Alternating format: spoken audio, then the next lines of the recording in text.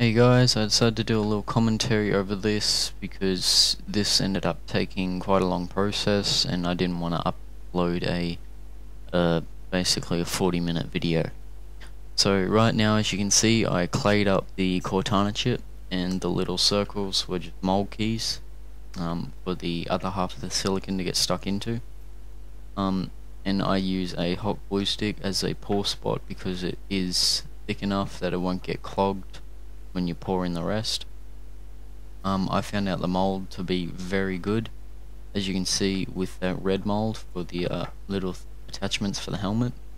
I ended up using such small pour spots for them, and when I was pouring the Smoothcast 320 into them, it ended up clogging and no Smoothcast was actually going inside of them because the air was trying to rise.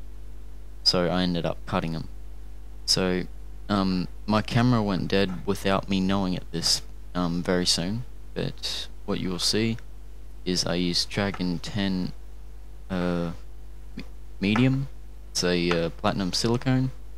It has a 20-minute cure time, about a 4 or 5 hour demold time. So basically I'm going to show you one side that I ended up catching. So this is after I removed the clay, flipped it over, and what I do say first is do not destroy your mold box when you are molding. Like once you've done the first side, do not destroy it, only rip one side. Then all you have to do is just flip over your mold, remove the clay, then your box should fit perfectly around your piece. So there's really no need to use any more clay to do up the box. So since this is silicon on silicon, I do suggest that you use a silicon on silicon release agent. I used petroleum jelly. I find it really good. It's this wax, and you basically brush it over the whole piece where there's silicon, and you brush off the excess wax that's on your model that you're going to mold. And yeah, it just stops the silicon from sticking to each other, which is a big no-no because you don't want that happening. If it does happen, then unfortunately your mold will rip and tear, and you don't want that. So make sure you put a good amount of petroleum jelly or silicon on silicon release agent, just to help it stop sticking and ripping your mold when you tear it apart. So I'll be first molding this piece. I'll do a thin layer over the whole Cortana chip first before I pour it, because Dragon 10 medium is a very dense. It's preferred that you vacuum chamber it to get rid of all the air bubbles, but since I don't have the $500 to make one, then I do suggest just do it the way I'm doing it, which is apply a very thin layer over the whole Cortana chip first. Yeah, once you've applied a thin layer over the whole piece, what you then do is then pour it like a string in one corner and let it slowly flow over the whole Cortana chip, very slowly, just so it captures all the little ridges and edges and gets most of the detail. But with a very thin layer, basically what you want to do is just get silicon into those little details, because if I were to pour this silicon over the Cortana chip, you're more likely to get air bubbles where you actually need fine detail. And yeah, so you really want to make sure I did it this way, just so it captures all the detail, you get next to no air bubbles whatsoever, and the mold turns out pretty good. I fine detail, and yeah, turns out really well. So as you see now, I am just brushing it all over the whole thing, just making sure there's no air bubbles and it's covering the whole lot. Then after that, what I do is then I end up pouring from one side. That's when I decided to do it on that side. Just so gravity will slowly pour it and even it out.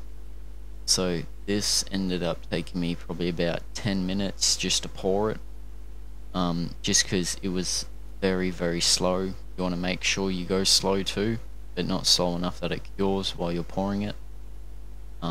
It just captures all the detail. You'll get next to no air bubble. It'll be a good mold. It'll last for a while. And yeah, so that's what I do here now. And overall, it was a very thick mold. I ended up using 100 mil each, I think, of part A and part B, and that ended up doing the box and filling up quite well. So the mold is very strong, it's thick, so it will last a good amount of years, if so. So yeah, that's basically what I'm doing. So now the piece was fully covered, I just poured the rest over the whole thing, because there was really no need to slowly pour it now.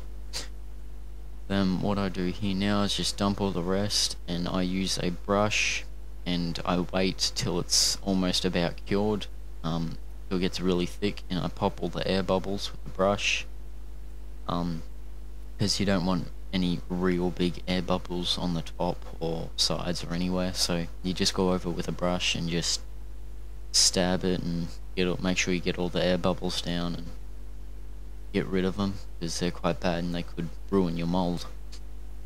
So that's the mold just about poured. You'll see me do a demold and a few castings in a few seconds. So yeah, hope you guys enjoy the rest of the film. And also, I've been working on an outro as well for my videos. Tell me what you think, if you like it. If you don't, I'll just get rid of it, but yeah, give us feedback.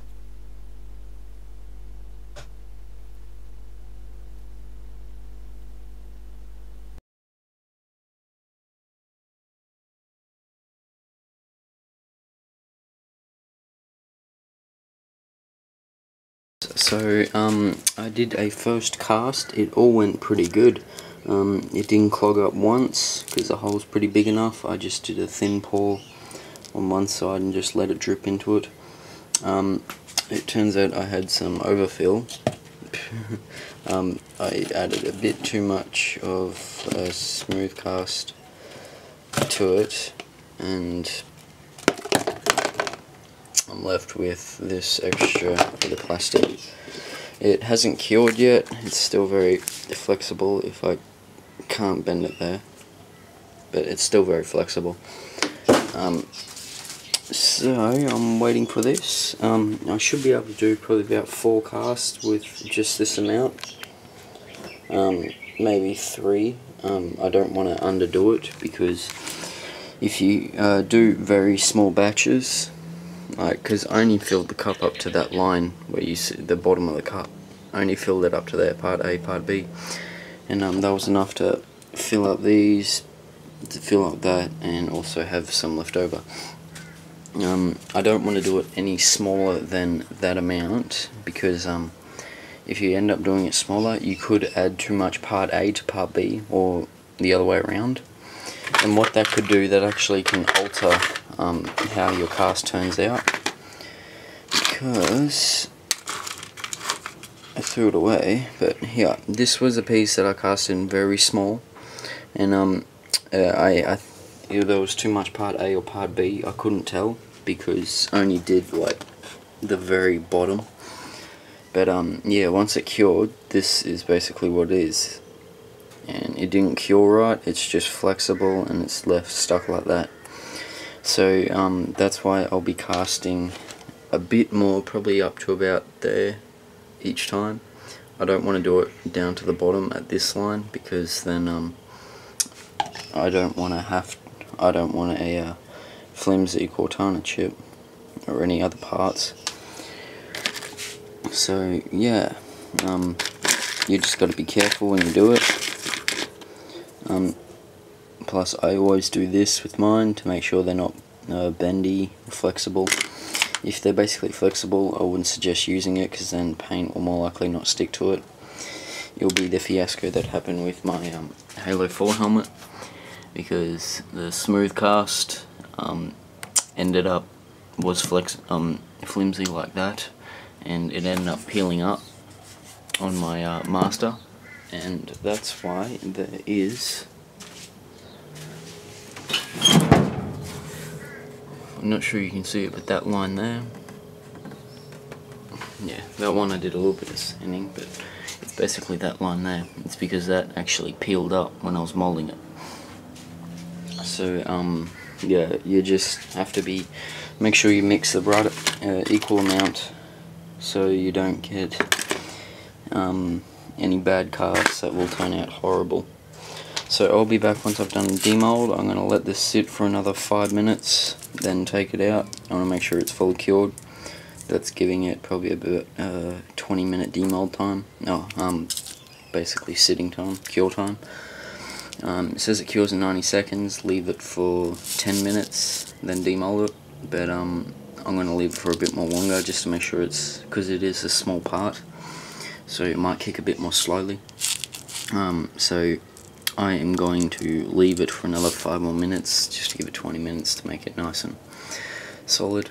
As you can see, I did use duct tape, because duct tape or anything else is actually pretty good with it.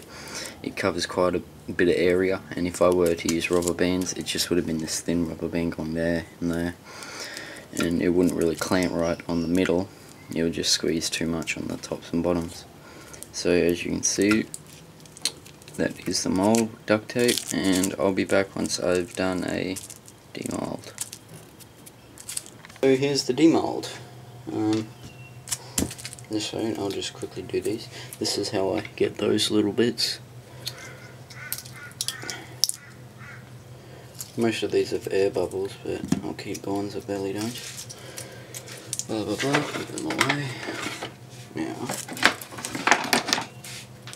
I'm just going to cut the sticky tape. Sticky tape's cheap, I can just buy another roll.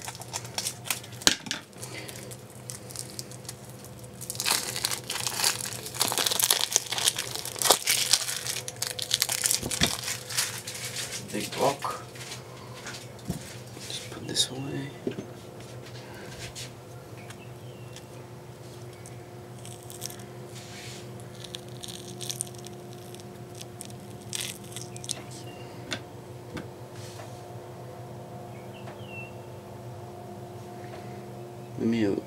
Some small bubbles, but looks pretty good. Details though.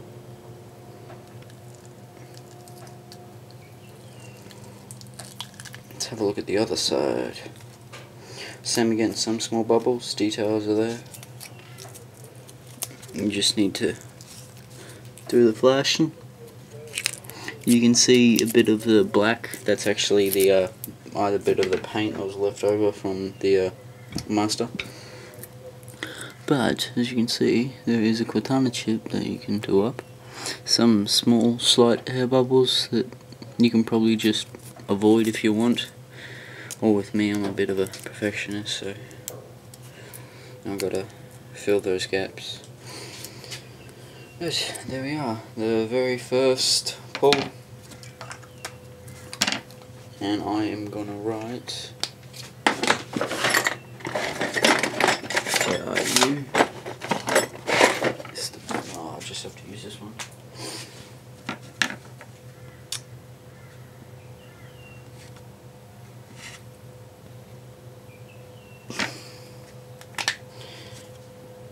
Number 1.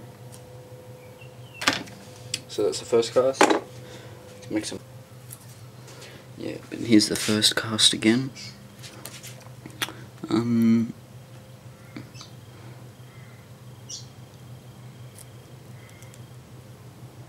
We'll need to sand that line.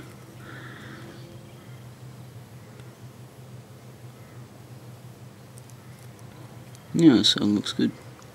As you can see, I had an air bubble at the top. Now you'll actually need to sand that down. That's because there was an air bubble on my in the mould.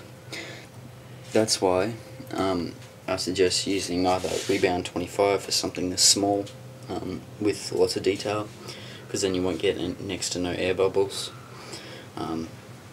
So really suggest that you do use that, but if you are using dragskin, just apply it the same way I have. That air bubble is probably just not me pouring it a bit slowly. You want to make sure you barely get next to no air bubbles on your piece when you mould it, so you don't get bits like that. But hey, it's good enough cast, and there we are. That is the first cast. Doing the second, and it looks like I will be doing probably about maybe 4 or 5 more. We'll see how much that much resin gets me. So guys, final conclusion, I think the mould turned out great, pretty simple, and details came out quite well. This one I ended up actually painting the inside of the mould. As you can sort of see here, I painted the inside of the mould and the resin actually stuck to it, which was pretty cool, except for the poor spot where I actually had cut it. But yeah, it worked out pretty good. I was happy with all the castings, or most of them. There was 2 castings that I ended up screwing up. But you can see this one, all it needs is a bit of body filler in that area, and yeah, could still be salvageable. And yeah, so it turned out quite good. I'm quite pleased with it. I'm going to paint a few up. So this was the original, and these are all casts. So I figured, you know what, Master Chief, why have one? You can have lots.